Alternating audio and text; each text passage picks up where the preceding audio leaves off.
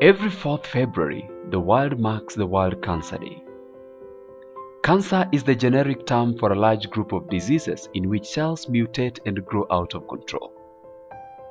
Although very little efforts have been made by the state in Kenya to raise the level of cancer awareness, the statistics are staggering.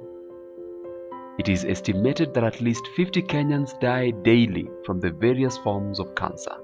Cancer is competing for top slot with the cardiovascular diseases as the #1 killer. We probably think it could well be the #1 killer, but we don't have enough data as it were. But certainly the numbers that we are seeing in this country are actually alarming. We believe that cancer has reached a point where it should actually be declared a national epidemic for a number of reasons. One is because of the little resources available, and two is because it's also affecting a very young population. The rise of cancer prevalence in the country in the recent past has been attributed to many factors that impede the fight against the disease, which range from limited resources, inaccessible facilities, and very few cancer specialists. Unfortunately, 50 years after independence, we'll be able to count the cancer specialists on our fingers. They're all also based in Nairobi. So that leaves a huge population in this country without access to the specialists also, or access to facilities, because if we talk of, say, like medical oncologists, for example, we're talking about 3 medical oncologists for the population. And obviously, when you talk of radiation oncologists, we are talking about less than 20 of them. So, and again, all of them are mainly based in Nairobi. So even when patients are able to make a journey here, cancer treatment is long and complicated. As a result of the strained facilities, many cancer cases go undetected, only to be detected when the tumor is too advanced. This limits the number and nature of interventions available for the patients. So this is a specimen of a breast cancer, and this is a slice of that whole breast. And I just wanted to show you, you can see the skin on the top, and that is the nipple right there, but it is ulcerated. So you can't really see the nipple because it's ulcerated. And all this is tumor that's come through. So this is very advanced cancer, and that's the problem in our country, that women come to us, to clinicians with very, very advanced breast cancer. So it's such a real tragedy. So here you see this is all cancer. This, the whole breast has been replaced by this whitish tumor. This yellow bit is normal breast tissue, so very little normal breast tissue, but the whole breast is just cancer. It's just full of cancer. There are different tests that are used to detect cancer depending on the type, such as X-rays, CT scans, ultrasounds, mammography, among others. One of the most reliable ways of making a cancer diagnosis, however, is through a tissue diagnosis. In this process, an extract of a human tissue is screened to determine the presence or absence of cancer cells. A lot of our specimens are tumor specimens, meaning some are cancerous and some are non-cancerous. So they're growths, they're abnormal growths. So once he's taken and he's cut a bit of the tissue, and we put them in special things called cassettes, and they're processed overnight in these processes, which are automated. This machine is very, very important because it freezes tissues at very, very low temperatures, like -20. So the tissue is, as soon as you put the tissue in, it just automatically and immediately freezes the tissue. And how does it help? If a patient is in theater and the doctor needs a stat diagnosis, he needs to know, is this cancer?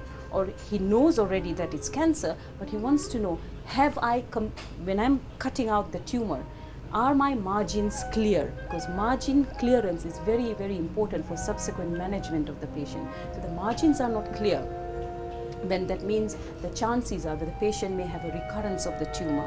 So you want to tell the doctor, yes, while the patient is in theater on the table, we are able to make that diagnosis and tell them, yes, A, whether it's malignant or confirm that it's malignant, and B, whether the margins are clear. So that's one of a couple of uses of this machine. It's a very important piece of equipment and really assists both the doctor and the patient on the table, and they can decide on further management depending on what we tell them. Remember, the tissues are in an overnight processor. So this is what the tissues look like when they come out, right?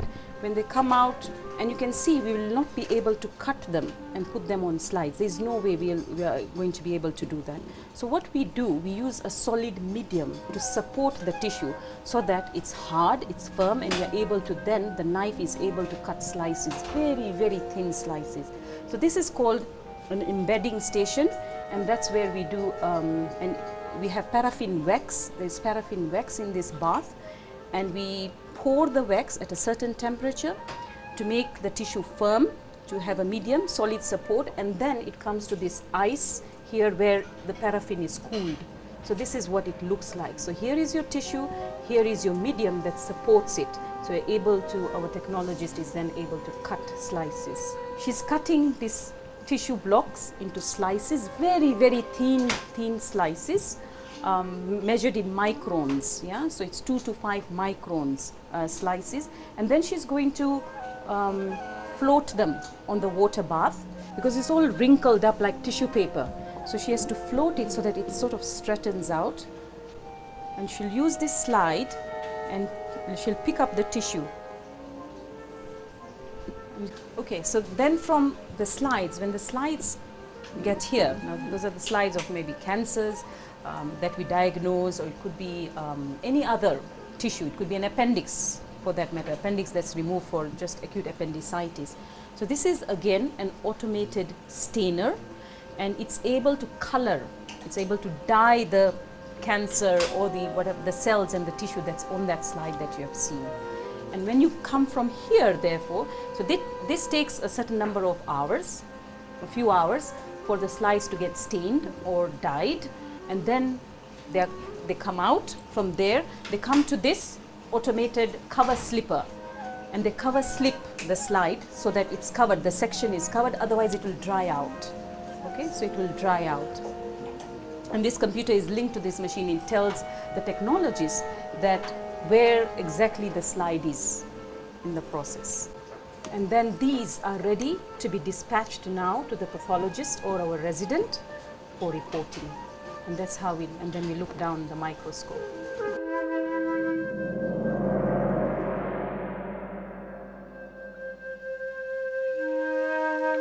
Upon diagnosis, the doctor recommends the most effective approach to treatment, which varies depending on the patient and stage of cancer.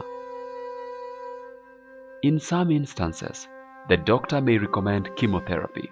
This is a mixture of different drugs administered to a patient that kill or inhibit the multiplication of the cancer cells. The mixing is done in a specialized chamber known as a hood. You get the drug, you get the fluids, and you do the mixing in the hood now, because it is something that maybe can be done by the nurses in the ward, but now it means you'll be exposing all the other patients in the ward or all the other patients in the daycare unit with the cytotoxic drugs. So that's why we do it separately, such that by the time it leaves the pharmacy, it goes as a compact thing that is not being, we don't expose other patients to the cytotoxics.